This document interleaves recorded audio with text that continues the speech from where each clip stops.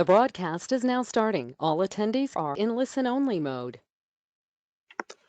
Good morning, everyone. We'll start in about 2 minutes. Thanks.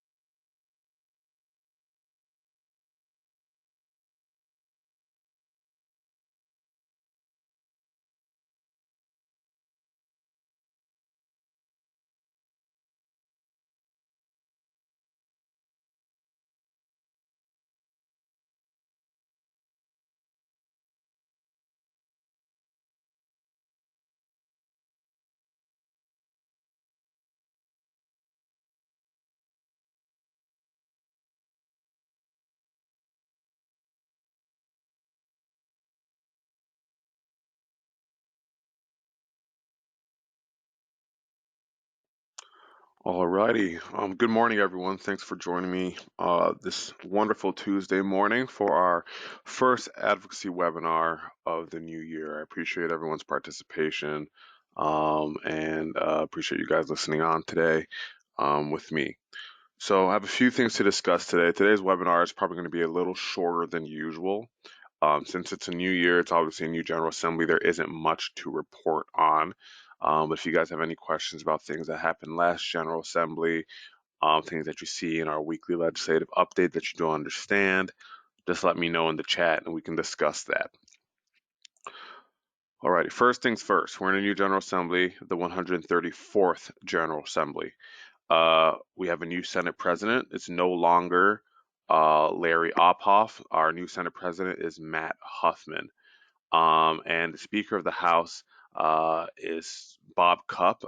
Just as a refresher, Bob Cupp took over after the Larry Householder debacle last General Assembly, and he was officially elected as Speaker of the House for this General Assembly. So the General Assembly runs, over the course of the next 2 years. So these two individuals will essentially lead the policy goals and priorities for the General Assembly over the next 2 years. So these are really the top dogs in the General Assembly. I highly recommend that you look up who your members are. Um, you know, all the seats in the House were up for election. A lot of the incumbents won again, but there were a couple folks who have changed. So it's never a bad idea to take a look at the start of a General Assembly to see, okay, did my representatives stay the same? Did my senators stay the same? Only half of the Senate seats were up for election. So please double check that. Um, there hasn't been many bills introduced yet, but as the weeks go on, we'll start to see more and more bills introduced. And again, all that information can be found at the at the legislature website, which is www.legislature.ohio.gov. So if you look up Ohio Legislature via Google, that should be one of the first links that pop up. So with our new General Assembly, what policy topics are we going to see? What are going to be the topics of interest for the new General Assembly and this new leadership team? So both Bob Cupp and Matt Huffman are big education guys. Bob Cupp introduced an education funding reform bill to reform the formula used to fund our public schools in the state. That didn't pass out last General Assembly, but he is trying to get that into the budget. So you'll see that as an ongoing conversation over the next couple of months. And Matt Huffman has introduced a ton of education policy in previous General Assemblies, so I'm sure that he will chime in and introduce a couple education priorities of his own. Another big thing that's going to happen this General Assembly that everyone should keep an eye on, that's not prevention specific, is the redistricting process. So, um, thanks to a 2015 constitutional amendment and a 2018 constitutional amendment, Ohio will be redrawing its congressional and state General Assembly districts during this General Assembly. So all 33 Senate districts and all 99 House districts will be drawn by a 7-member redistricting commission.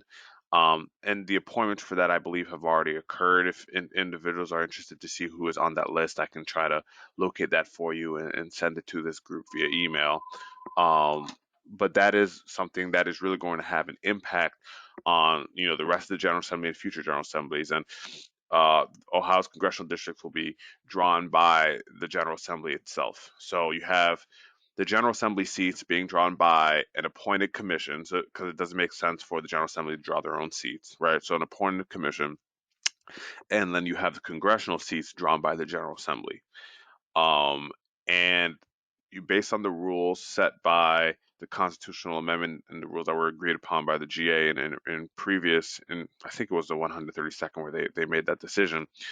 Um, these groups need to be as bipartisan as possible. Um, so when it comes to the drawing of the Ohio congressional districts, they need to have a bipartisan supermajority.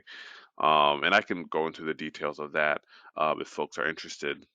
But that is something that is really going to be key here. And I believe that at least for the General Assembly, well, I think for both district processes, but especially for the General Assembly one, they're going to have some public meetings, and I think they're going to have an opportunity for public input, if I remember correctly. So if folks are interested in making sure that our districts are drawn fairly, feel free to get involved in that. For those of you who have heard me present my advocacy one-on-one presentation, I complain about how the districts are drawn all the time. It just doesn't make sense, and there's a reason for that that I won't get into now. Um, but redrawing our districts is really good for the whole state, regardless of party, regardless of policy, arena. It's a great thing to do. And will make our state more equitable. So that is happening, the General Assembly. Another thing that I know a lot of prevention folks are going to keep their eye on this General Assembly is the marijuana ballot initiative or bill. Right, last General Assembly there was, I think, 2 or 3 marijuana bills that were introduced. They never went anywhere. A lot of them were introduced by Democrat members, and if a bill is only sponsored by a Democrat and doesn't really have that bipartisan support, because the Democrats are the super minority in the General Assembly, that bill has a high likelihood of not passing. The marijuana ballot initiative, however, is a different story. There was one that was being crafted and was submitted last year. However, because of COVID, they weren't able to gather enough signatures, so it kind of derailed their process. But they're going to do it again. They've been trying to do it every single year. So that's something that prevention folks are that we will keep an eye on as that progresses. I don't see any action happening before the budget, but we'll definitely see some action happening probably in the summer, leading into next school year and calendar year. And another thing that I think we're going to see a lot of traction on, a lot of talking on, or speaking on, is racism as a public health crisis. There were resolutions introduced in the General Assembly last year and last General Assembly. The Senate version received, I believe, 2 hearings and then it stalled. The House version did not receive anything at all. And I know that the Ohio Legislative Black Caucus, this is something that they're going to want to push, and it's really something that we all should be involved in, and it should be an ongoing conversation. PAA testified in support of that, and we will continue to testify in support of this and try to push this forward. Um, Again, let me know if you have any questions about policy topics of interest. I know a lot of coalitions throughout the state are taking a look at alcohol policy locally.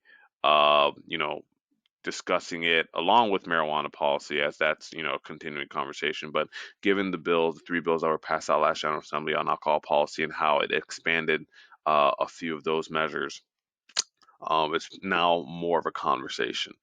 So if folks have questions about the three bills that passed out last General Assembly and you want to know more and how that might affect your local area, feel free to send me an email. So, biennial budget. At the start of every General Assembly, the General Assembly and the Governor's Office is tasked with introducing the budget and passing it by the start of the next fiscal year.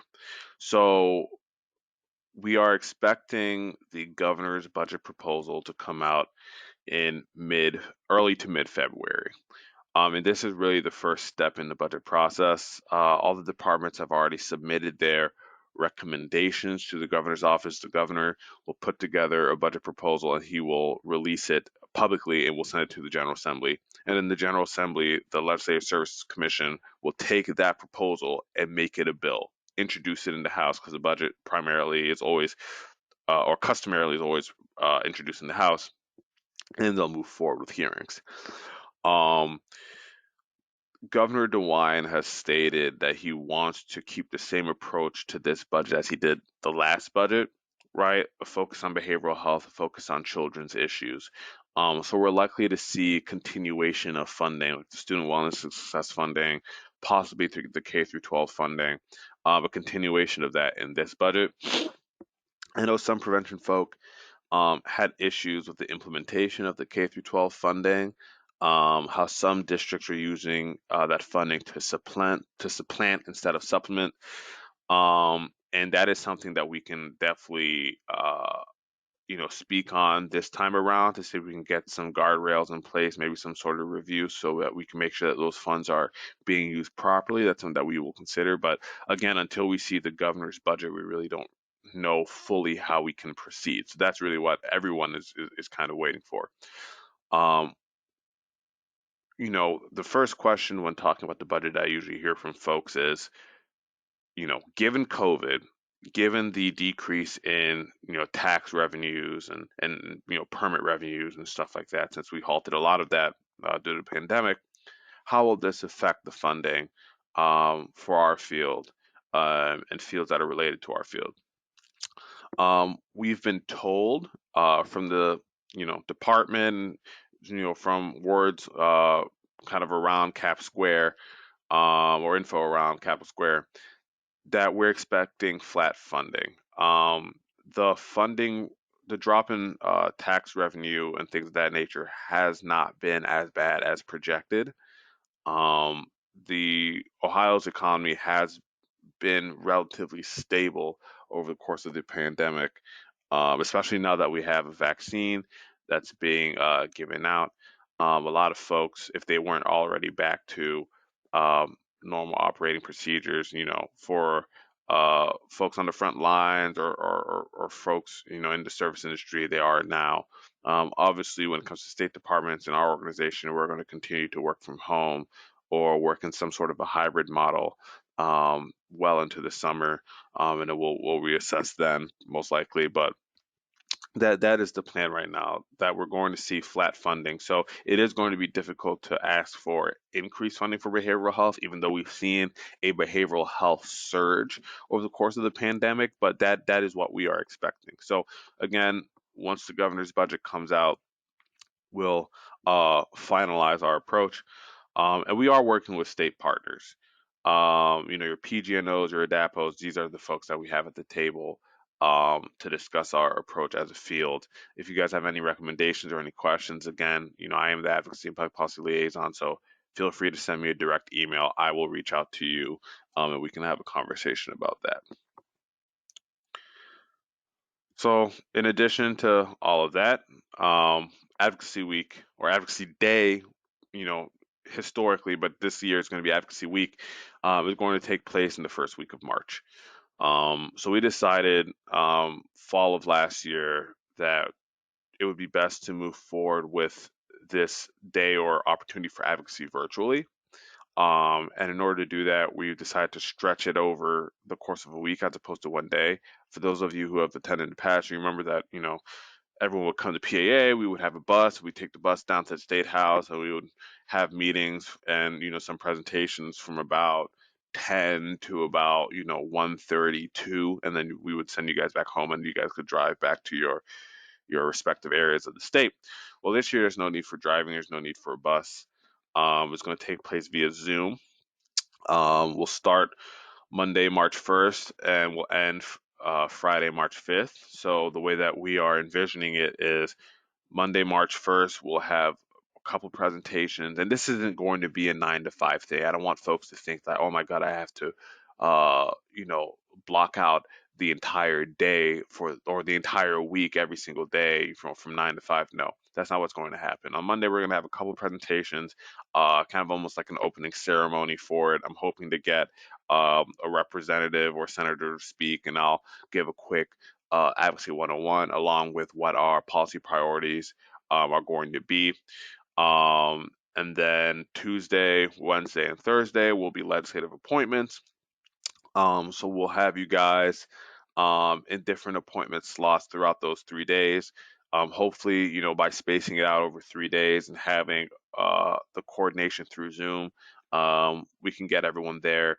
I know people are going to miss that face-to-face interaction, and Zoom is the next best thing. So if possible, if you could please, if you're in a group or if you're in a coalition, if everyone could be in front of a camera, that would be great. When folks call in, it does make it difficult. I can't promise that there won't be some representatives and senators who choose to call in because they will be on the go. Um, but I will tell the offices that, the ideal scenario would be for the members to sit down in front of a laptop and have that face-to-face interaction with you guys. So I'll make sure that is very clear. So Tuesday, Wednesday, Thursday, that is when the meetings will happen. And we'll have some office hours, and I will also at the beginning of each day be available for any TA that coalitions need. If you guys want to know, what your approach should be about a specific issue, feel free to hop into my Zoom lobby and ask me a question. Um, we try not to be super prescriptive with this event. Obviously, PAA has bills that we want to push, and we will ask you guys, since you guys are participating in the day that we're organizing, that you push some of those bills and agendas. But at the end of the day, there are different subgroups within prevention, right? You have your suicide prevention folks, you have your problem gambling folks, you have a lot of different folks in there. And we want to make sure that your coalitions have the opportunity to advocate for local issues because this is the space to do it, right? We have CADCA coming up. That really is where we can advocate for statewide, very general, very broad, most likely funding issues. But for the specific issues to your area of the state, this is your opportunity to do that. So we want to make sure that you have the opportunity to do that. So in addition to any materials that we provide you, we would like you guys to also come with your own priorities, with a good perspective of what is happening in your community and what needs to change and what can be improved. So please come to that. So that will be Tuesday, Wednesday, Thursday, and then Friday we'll have some sort of a closing presentation, most likely in the morning. I don't see it taking more than 2 hours, an hour 50, an hour 30 minutes. Maybe it'll be a panel discussion. We're still trying to hash out those details. But that is the general structure for Advocacy Week or Advocacy Day, or I guess Advocacy Week this year. When it comes to registration, we're opening registration tomorrow afternoon. For those of you who receive our weekly legislative updates, you'll remember that I sent out a piece yesterday saying that the registration will open up this week, and that Advocacy Week will take place from the 2nd through the 5th. Because of the Problem Gambling Conference, we decided to start it on Monday so we don't conflict with their opening day. So it's no longer going to be from March 2nd through March 5th. It's going to be from March 1st through March 5th. So it'll open tomorrow afternoon through that legislative update, and I believe it'll also be in the spec newsletter as well. I will close February 5th. Please, please, please, the minute you know who's going to be available and you look at your calendars, please register and sign up as soon as possible. The sooner you guys register, the easier it is on us to schedule meetings and get everything situated for the week. Additionally, please read the instructions carefully, and I bolded this for a reason. Every single year, we get someone who puts a phone number in the slot for the zip code and things of that nature, or doesn't put their name down, or doesn't put their address down, and then on for us, we have to go on the back end and do individual phone calls to rectify that information, which makes it very, very difficult and adds to the process. So um, you'll see in the survey, there will be very specific instructions about the different sections. One section, you have to list the leader for your group, and that group can be a coalition or people from your part of the state, and then the attendees. We only have 4 attendee slots. If you have more than 4 or 5 people, I think, send me an email, and I can put that list in our Excel document to keep track of everyone. But I cannot hit on this enough. Please read the instructions carefully. Shouldn't take more than 5 minutes to fill out the entire document. 10 if you have a lot of people, I suppose, but please read the instructions carefully. Um, PA will coordinate the scheduling of meetings. In the meantime, either today or while registration is open, because we won't be sending too much information until we have registration closed. Review the Our Priorities page on our website. And I can put a link to that in the chat for everyone. But that will give you a sense of what to expect when it comes to PAA's approach. It really does a good job. That page on our website does a good job of telling you guys what criteria we look at when deciding on whether a bill is a priority bill or not. So please take a look at that. In the meantime, that link should be in the chat now, and if you can't access it or you did not receive it, please let me know.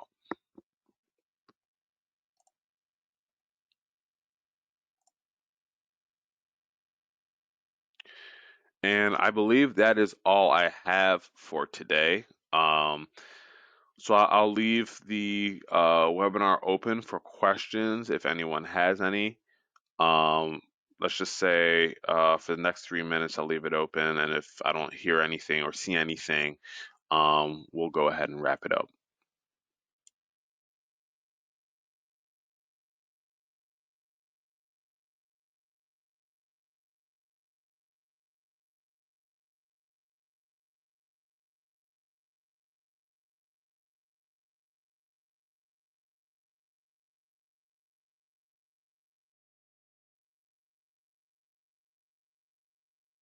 Actually, I did remember one thing I wanted to mention to you guys. And I mentioned this, I believe maybe for November webinar.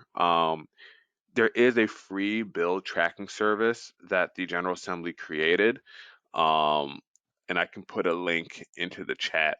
But essentially, it'll allow you to track committee and bill actions, and you'll receive a notice in your email when a bill moves. This is the first time that the General Assembly has ever had something like this. I know for me, for my job, there we use a tracking service offered by Gongwer, which is an internal news service for the General Assembly. Um, I mean, they're separate entities, but they do General Assembly news and they help us see what's going on. But this tool I also have signed up for, and I believe it's extremely helpful, especially for the public. Um, where is the chat? I see a question. So you and I don't have the user interface in front of me. Since I'm the presenter, I have a different interface from you all, but it should be at the bottom of your tabs. And I did send both the link to our priorities page and the link to um, the tracking service the General Assembly is providing in that chat. But let me see if I can respond to this individual.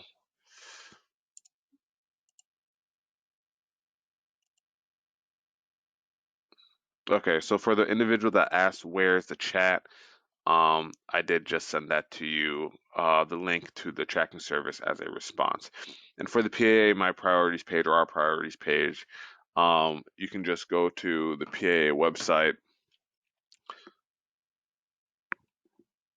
and let me see if I can pull this up for you all so you guys can see. Okay, so just go to the PAA website, go under Advocate, this tab, and then you'll see Our Priorities, right? And here it is.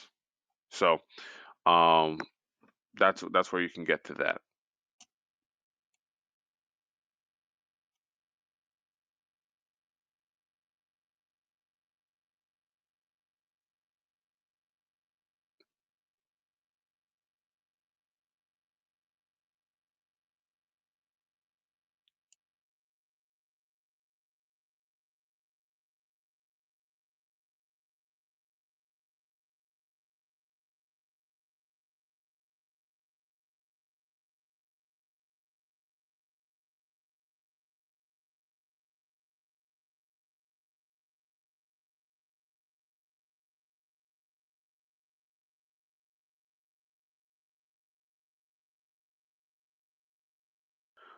Alrighty, so it looks like all the questions have been answered. So my email is up on the screen, jp.dorval@preventionactionalliance.org. We will have more information about Advocacy Week coming soon once registration is open and closed. And I will let you guys know, what bills are being introduced and how PA decides to move forward with our legislative priorities and our budget strategy. I appreciate everyone's participation again in this. Take your time out of the day to hear me provide an update on what the General Assembly is doing. And if you have any questions, just let me know. Thanks, everyone.